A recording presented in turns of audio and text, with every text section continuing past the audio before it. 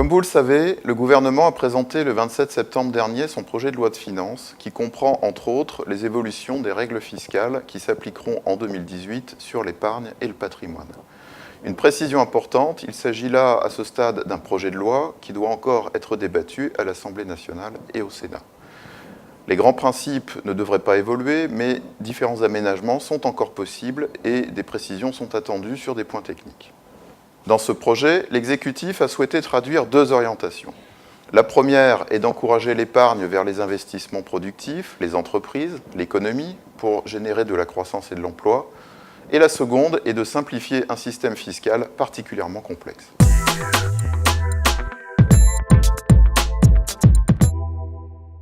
D'une façon générale, on peut citer le report d'un an du prélèvement à la source de l'impôt sur le revenu et la suppression progressive de la taxe d'habitation. Mais arrêtons-nous sur deux axes majeurs qui concernent la gestion du patrimoine des Français.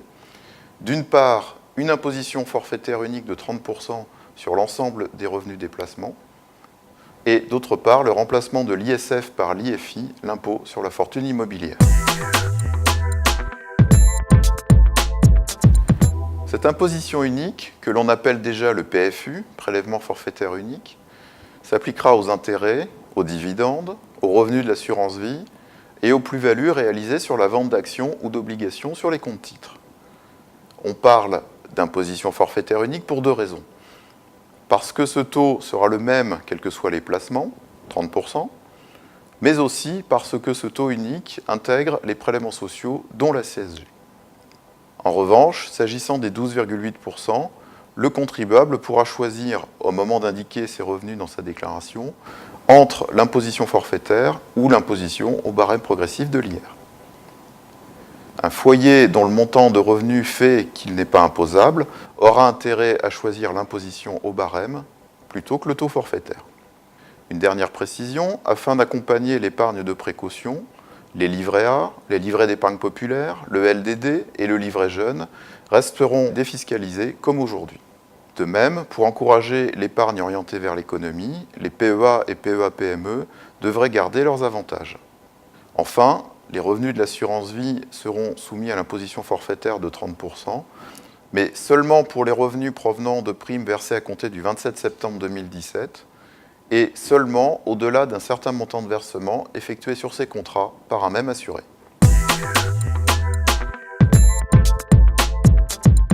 Dès 2018, l'ISF serait supprimé et remplacé par un impôt sur la fortune immobilière assis sur la valeur des seuls actifs immobiliers.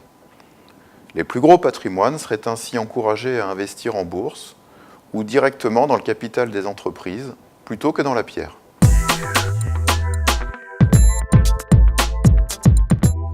Pas nécessairement. Avec l'imposition unique sur les revenus de placement, la fiscalité devrait devenir un critère moins important dans le choix des placements. Nous allons revenir aux fondamentaux dans le choix que nous faisons pour placer notre argent. Prenons l'exemple du PEL. Lorsqu'il a été créé, il devait encourager les Français à devenir propriétaires. En épargnant, on se constituait un apport et on bénéficiait d'un droit à prêt intéressant.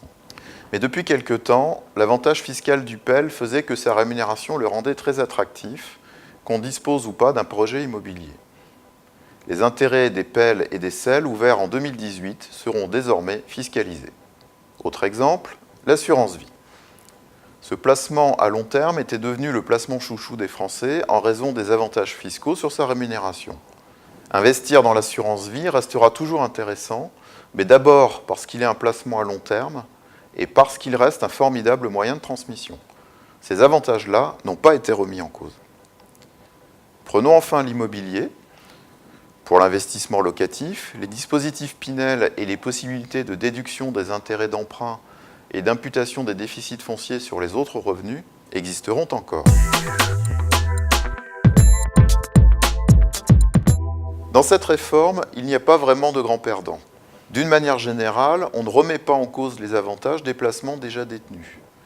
Les revenus de votre PEL ouvert il y a 5 ans restent toujours défiscalisés jusqu'au 12e anniversaire du plan, exactement comme aujourd'hui.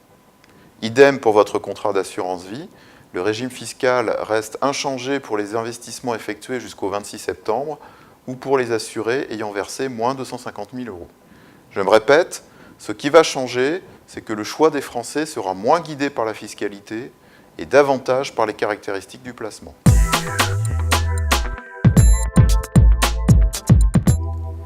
Vous l'aurez compris, les impacts sur les placements que vous détenez déjà sont limités. Si votre revenu fiscal de référence indiqué sur l'avis d'imposition que vous venez de recevoir est inférieur à certains plafonds, vous pouvez demander à votre agence avant le 30 novembre à être dispensé du prélèvement de 12,8%. Précision importante, qu'on ait ou non bénéficié de cette dispense, on reste ensuite tout à fait libre d'opter pour l'application du taux forfaitaire ou du barème de l'IR au moment du dépôt de sa déclaration. Si vous n'avez pas encore de PEL et que vous souhaitez bénéficier d'un placement sans fiscalité pendant 12 ans, il vous reste jusqu'au 31 décembre pour en ouvrir un. Le report d'un an du prélèvement à la source ayant été acté, vous retrouvez un intérêt fiscal à faire des versements avant le 31 décembre sur votre PERP ou sur votre contrat Madelin si vous êtes un professionnel indépendant. Pour l'assurance vie, il ne sert à rien de se précipiter pour effectuer des versements, puisque la fiscalité sur les nouveaux versements prendra effet rétroactivement le 27 septembre. Comme vous le voyez, pas de précipitation nécessaire, mais une connaissance utile des nouveaux dispositifs si vous avez des investissements réalisés dans les mois à venir.